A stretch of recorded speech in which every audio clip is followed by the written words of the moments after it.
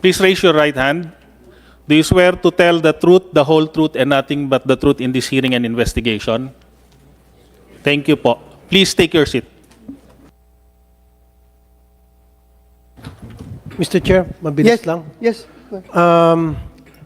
These policemen are the suspects at sila po na-inquest na. Ang pinagtataka ko, bakit naka-uniforme pa rin sila? Hindi po sila naka-uniforme pampreso. Kasi na akin pong na-observe, pag may mga suspect dito na pinapatawag natin, nakapang-uniformeng suspect sila. So, these gentlemen here, I wouldn't even call them gentlemen now, these people here, it seems to me that they're being given preferential treatment just because they're men in uniform.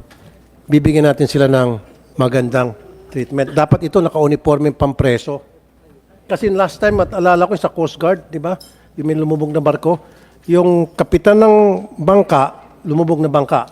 Yung kapitan ng bangka, naka-uniforme ng pampreso.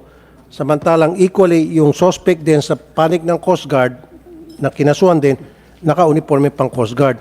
Dito nakikita natin, hindi pantay ang batas. Dapat to, pinag-uniforme ng preso. Mr. Chair, the 6 police officers were charged for reckless imprudence resulting to homicide. They were inquested on August 3, and the resolution of the inquest prosecutor, Mr. Chair, is that the case is considered for further investigation. Hence, the 6 police officers were released from custody. Considering, Mr. Chair, that the charge is reckless imprudence, it is and considering the release order issued by the inquest prosecutor, they are not in the custody of the law, Mr. Chair. Clear. So, Okay. yes, go ahead, Senator Tulfo. Okay na. At least na-release pala sila. So, tama lang pala na hindi sila naka-uniforme. Akala ko kasi hanggang ngayon naka-detain pa rin sila at hindi sila nakapagpiyansa. Dapat lang naka-uniforme pulis sila. Naka-uniforme preso since sila po ay nakapag-bail o release for further investigation. Release for further investigation. Then okay lang pala silang wala pa pong naka-uniforme. naka-file sa court. Okay na po ako doon. Okay, thank you. Mr. Chair. Thank you for that understanding. Pagkatapos natin mapag-usapan ang kagimbal-gimbal na pagpatay kay dating Vice Mayor Alameda at 5 pa niyang kasama, ngayon ay tutungo na naman tayo sa pagkamatay ni Gerard Jimboy Baltasar. Si Jimboy ay 17 anyos na binatilyo na napatay noong 2 araw ng Agosto, bandang 1:00 ng hapon, habang siya ay nag-aayos ng kanyang bangka kasama ang kanyang kaibigan. Sa mga naulila ni Jimboy, ako po ay taos-pusong nakikiramay sa inyong lahat. Nakakalungkot na ngayong hapon, kailangan pa nating harapin na hindi alam ng ilan ng mga kapulisan ang pagkakaiba. Si Jemboy, na nananahimik at naghahanda ng panghanap buhay, itinuring na agad, nakahinahinala at pinaulanan ng bala. 6 versus 1, according to reports. Aba, ano pong akala nyo sa mamamayan? Pang target practice? Nakalimutan nyo na agad lahat ng training nyo sa de-escalation tactics. At wala man lang po ba sa buong team ang nagsabi ba na maghinay-hinay? Mga sir, you are supposed to preserve life, not take it. Anong masyadong kahina-hinala, suspicious, o threatening sa pag-ayos, paglilinis ng bangka na kinailangang mga miyembro pa ng SWAT at intelligence service ang re-responde sa isang 17 anyos na wala namang kadaladalang armas. At pagkatapos nyong pagbabarilin, iniwan nyo ang katawan ng biktima na labag sa mga alituntunin ng PNP. Kaninong desisyon na iwan at iabandona ang katawan ni Jemboy? Sinabihan po ang isang witness ng isang armado na nagpakilalang pulis na, quote, sabihin na may droga si Jemboy. Close quote. At amin itong kinumpirma sa abogado niya. Before this committee, before our chair, before the leadership of the PNP na nandirito, hinihingi ko po sa ating kapulisan na tiyakin ang kaligtasan ng witness na ito. At kung wag naman sana may mangyari sa kanya at sa sino mang miyembro ng kanyang pamilya, ay kayo po ang ating mga alagad sa PNP sa pamamagitan ngayong hapon ni Police Lieutenant General Sermonia.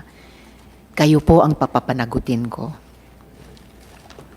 At hindi pa natatapos dyan ang kalbaryo ng pamilya ni Jemboy. Ilang araw matapos nilang mamatay ng anak, reckless imprudence resulting in homicide ang naging kaso ng mga sangkot. Parang ang lumalabas, aksidente lang ang nangyari na walang intensyong pumatay nang pinaulanan nila ng bala ang bata. I want to know the reasoning behind the filing of such a case. Yang lahat-lahat na yan na ba ang sinasabing new era of policing? Let me reiterate the statement of Caloocan Bishop Pablo Virgilio David. Hindi kayo inatasan, binihisan ng uniforme, inarmasan, at binabayaran mula sa buwis ng bayan para pumatay. Kaya nga may guidelines ang PNP mula Intelligence Operational Plan, andyan ang PNP Manual, dapat may incident report, hanggang sa bawat bala na ipinutok ninyo sa operation, everything should be accounted for. Saka sa mga angpalat, nagtitipon tayo ngayong hapon dahil maraming hindi nasunod sa sistema. Ang sinumpaan po ninyo ay maayos at matapat na paglilingkod. Pero imbes na serve and protect, naging harm and oppress. Lalo na para kay Jemboy. At kay Kian de los Santos, para kay Kulot de Guzman, kay Carl Arnaiz, sa mga kababayan nating mahihirap, at sa libo-libo pang mga biktima ng mabibigat na kamay ng pulisya. Totoo, ibang kalbaryo pa ang pagiging mahirap, lalo na dito sa Pilipinas. But let's strive for a country where being poor does not paint a target on one's back. Salamat po, Mr. Chair. 25 years ago, pareho pa rin hanggang ngayon yung kalakaran. Pang-abuso ng mga pulis, lalo pa ito mabababa ang ranggo. Kagagraduate lang sa PNP, wala pang isang linggo ng bugbog.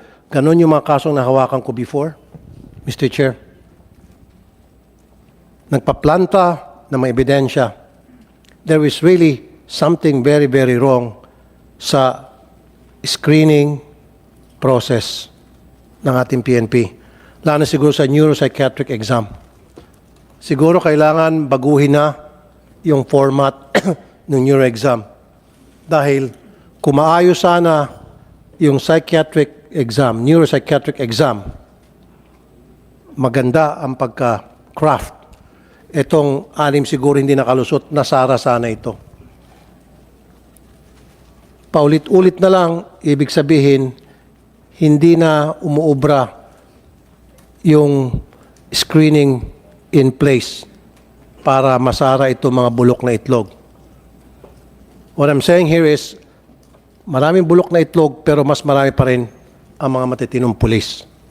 Marami sa mga pulis natin, hindi naman lahat, kaya gusto maging pulis dahil mga siga sa kalye para pagdating sa PNP, legit na ang kanilang pagiging siga-sigaan. So ibig sabihin, kulang ginagawa natin background checking. Kulang yung ginagawa natin pag-iimbestiga kung karapat-dapat sila maging pulis. In fact, there are other countries like Japan and even in the US, bago ka maging pulis, idadaan ka muna sa polygraph test para malaman yung karakter mo. May mga katanungan doon para ma-screen kung talaga nagsabi ka na totoo tungkol sa iyong past. Base doon sa records na nakalap ng mga investigador. Dito sa atin, wala pong ganon, Mr. Chair. Ngayon, kung malakas ka, kahit na bumagsak ka sa neuro exam, igugo ka na lang. Meron talaga ng reklamo ay pang-abuso ng mga pulis tulad nitong 6. So, dapat magtulungan tayo, kayo po at kami dito sa Senado, para baguhin na ito yung sistema ng pag-recruit ng PNP. Only then, siguro makakita tayo na mababawasan. Hindi naman siguro totally ma-wipe out na yung mga pang-abuso, pero at least mababawasan. Among lahat po ng mga police officials na nandirito ngayon, yung 6 na primary suspects lamang ang nakamask. Bakit po kayo nakamask? For health reasons ba? Ayun, salamat po. Kasi hihilingin ko, Mr. Chair, kung pwedeng tanggalin yung mga mask para magkita-kita po tayong lahat, no? Mukha sa mukha. Salamat, Mr. Chair. Thank you, Senator Rontiveros. Okay, mga hiyang makita yung mukha ninyo. Bakit? Talaga bang makasalanan kayo? Bakit kayo mahiya? Mahihain po sila. Ha? Mahihain sila, pero makapal ang mukha pag pumatay. You hold your heads up high. Huwag yung yuko kayo. Naka-uniforme pa naman kayo. Ilang beses na tayo nagka-problema ng pulis na may katok talaga na namamaril na walang rason. Yan ang pinaka-importante. May hawak na armas. Dapat talaga yung neuropsychiatric test and evaluation nila ay talagang to the letter, religiously being conducted. Alam mo, kahit na hindi mistaken identity yun, kahit na real identity yun ng suspect,